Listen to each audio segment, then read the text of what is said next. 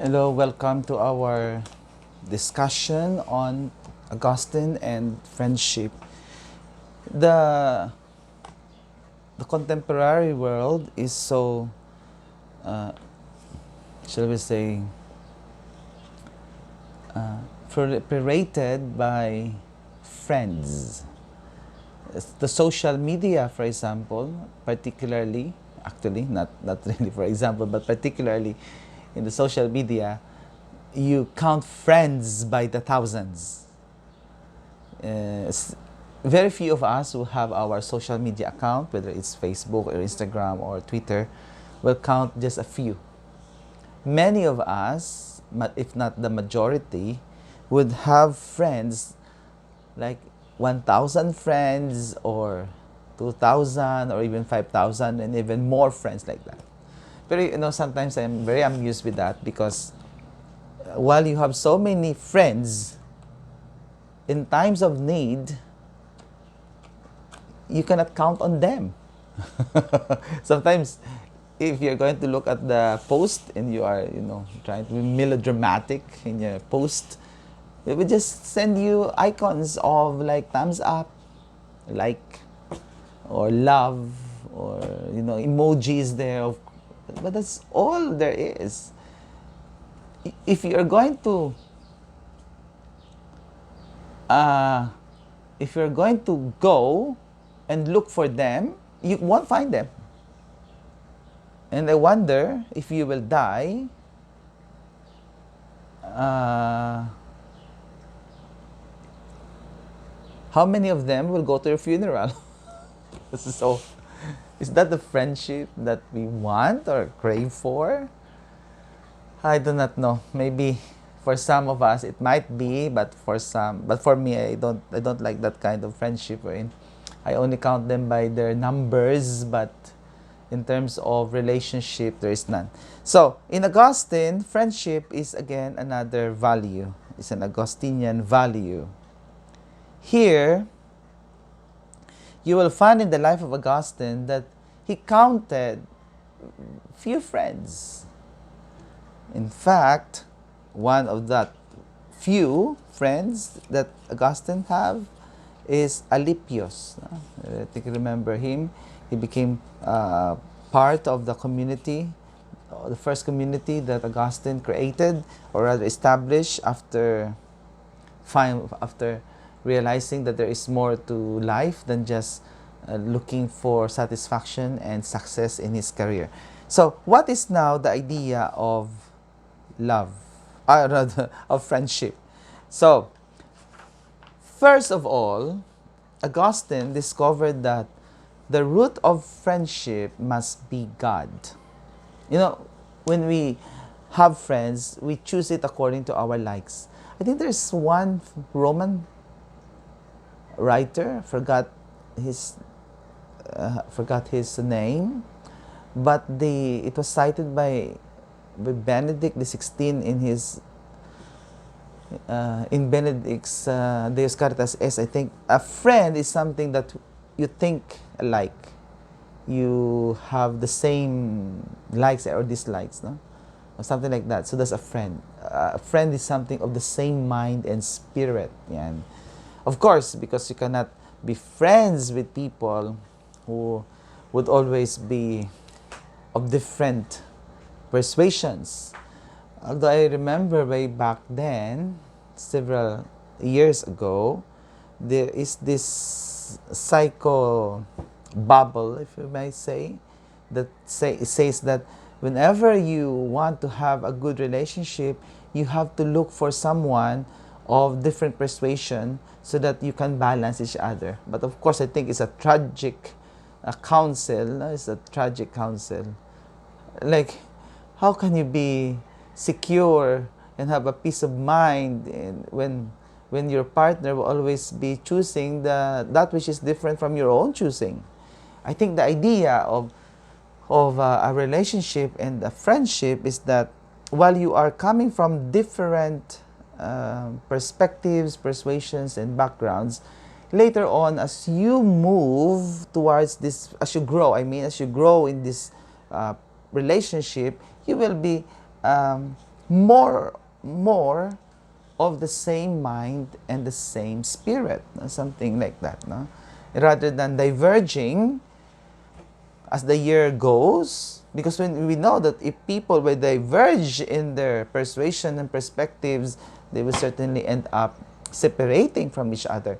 But if we are more or less like different perspectives and opinions and backgrounds, but I think friendship will be a process wherein we try to converge as the years goes on. So to be of the same mind and the same heart, that is friendship. In Augustine, the root of our friendship, the root of our relating should always be God.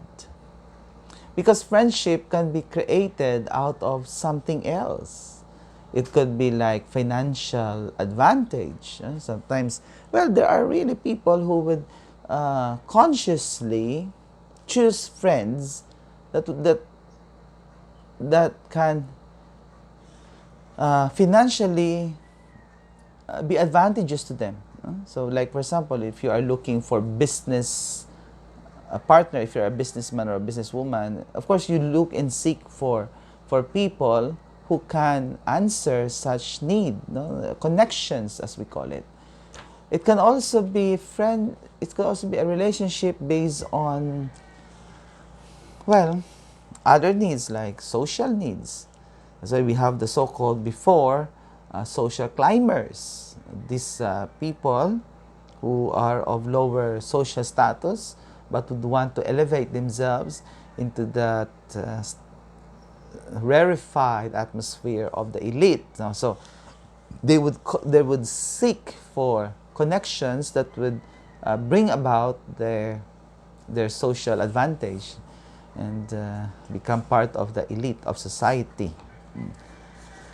And there are also friendships that are based on sexual satisfaction, and I think it is already becoming trendy in the Philippines. There are some like, well, maybe not purely sexual, but it comes along with it actually. Like for example, there are applications, there are apps wherein you met up with people, make friends, of course, at first. But there are really apps that are catering to a sector of society that is actively seeking for, shall we say, sex with others, no? Or like that. Of course. In fact, I saw in one report that there are even organized orgies, for example, because I saw that in the TV when a model, I think, or an aspiring model or whatever the job person is, they were caught in Bonifacio Global City.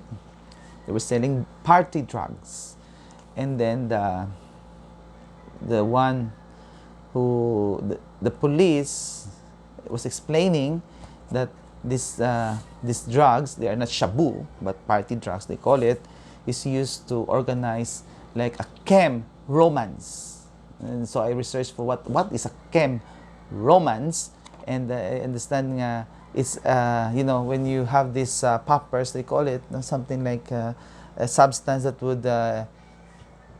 would make you high, but not in the sense that you cannot anymore do what you want to do, but it gives you it eliminates your inhibitions, in other words, and so that you can have like sexual intercourse with the people around. So this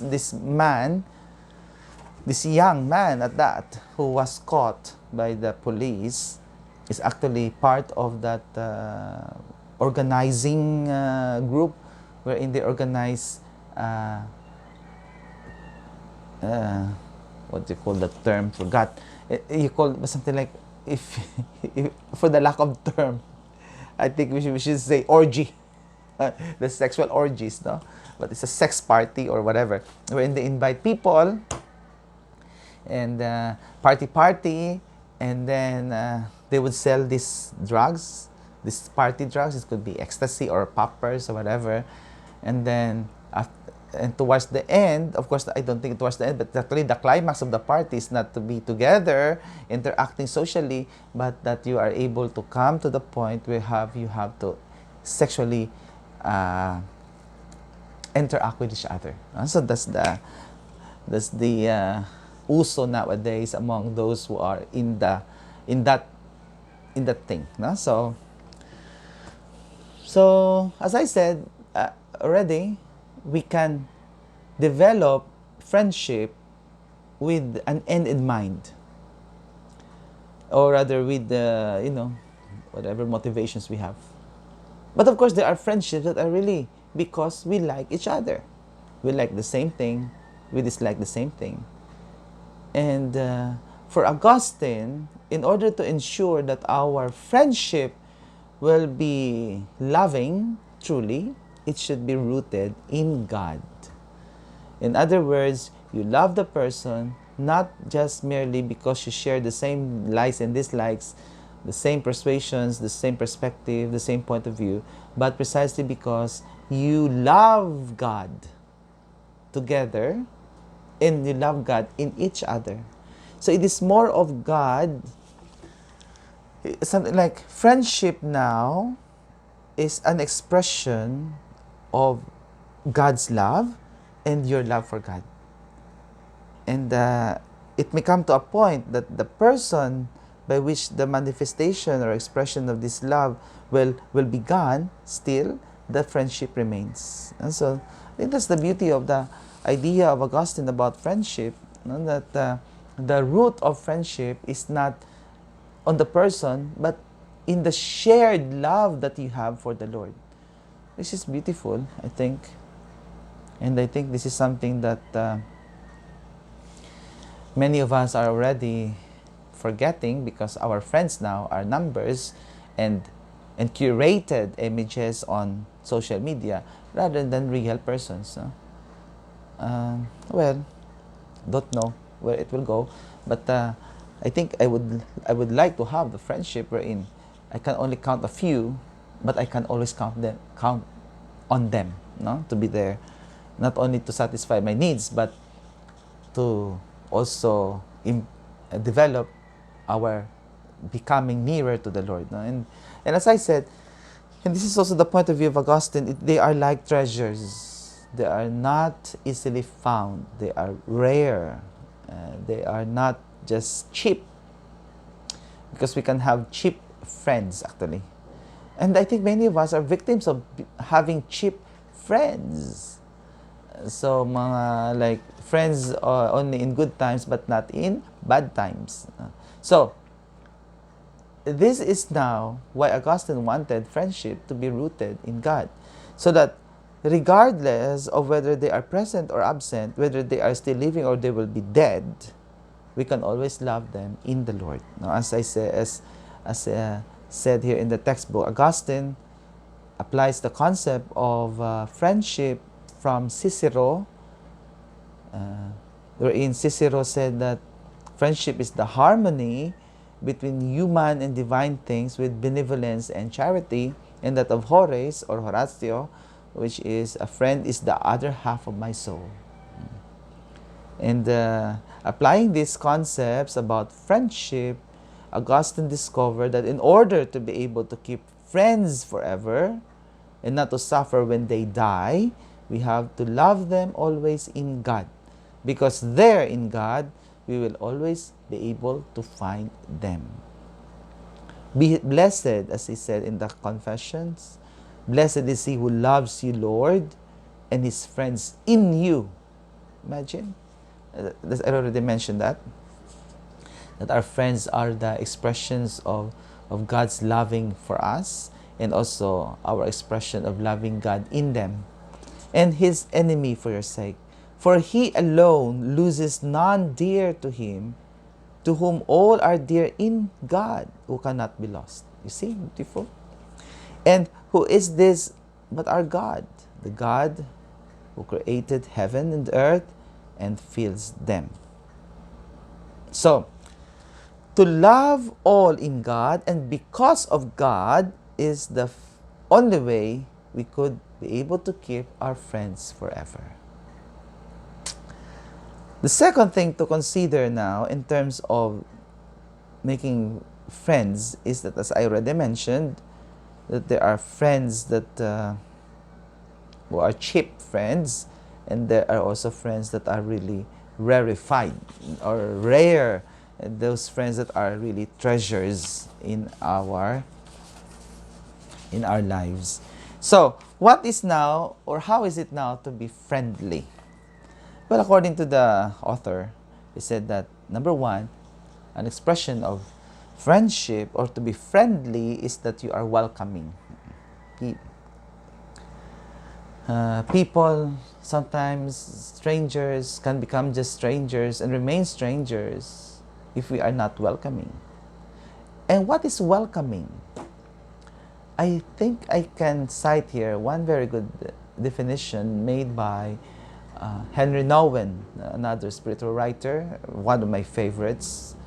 He said that welcoming is that ability to create space.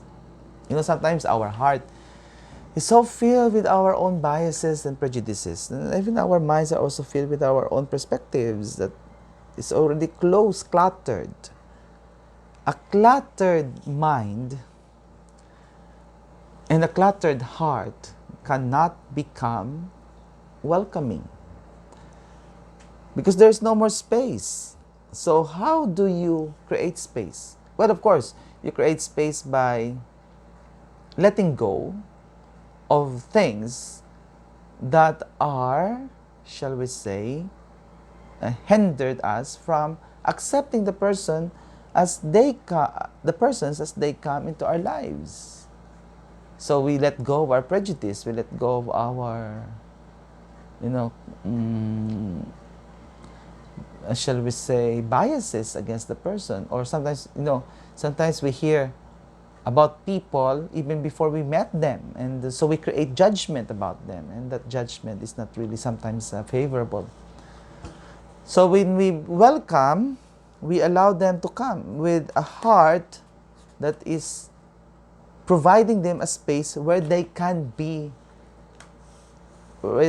as they are. Because sometimes we welcome people in order to change them.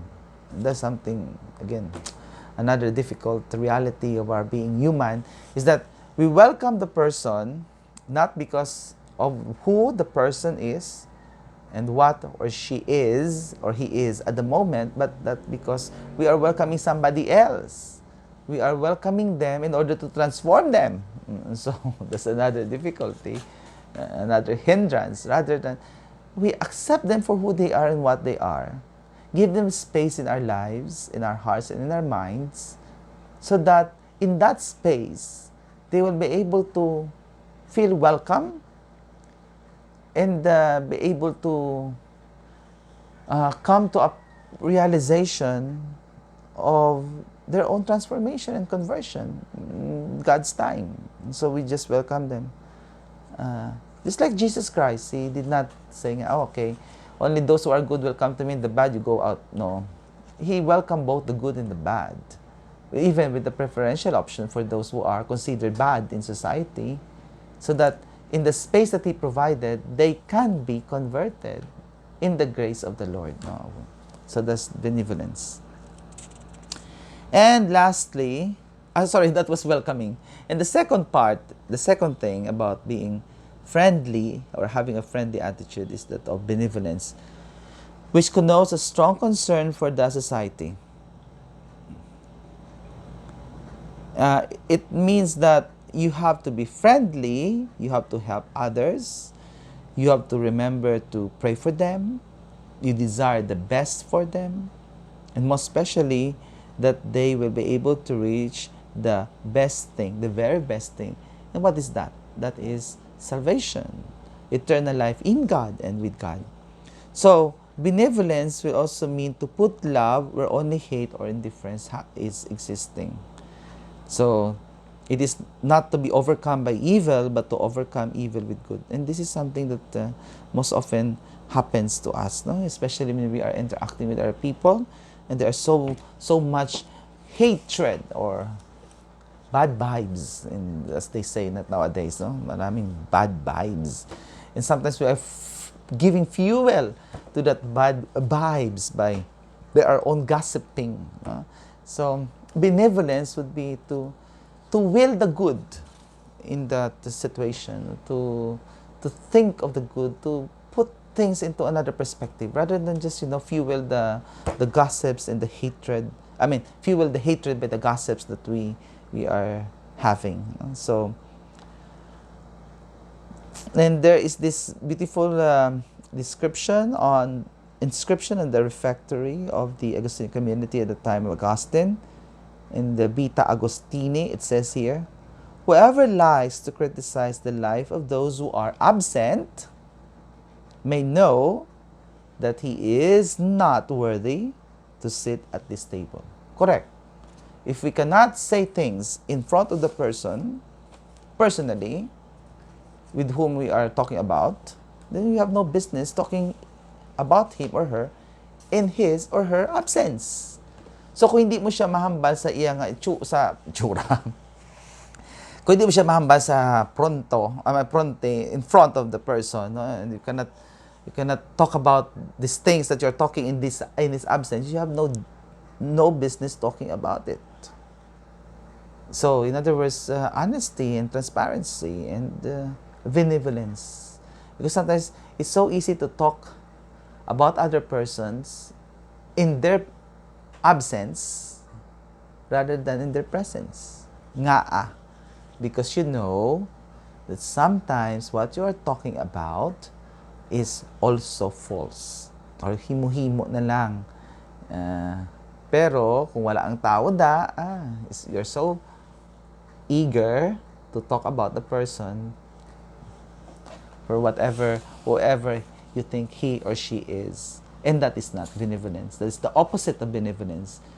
Okay, so thank you again for listening to this topic on friendship. I think you might have your own ideas and we can discuss this further in the classroom. Thank you very much.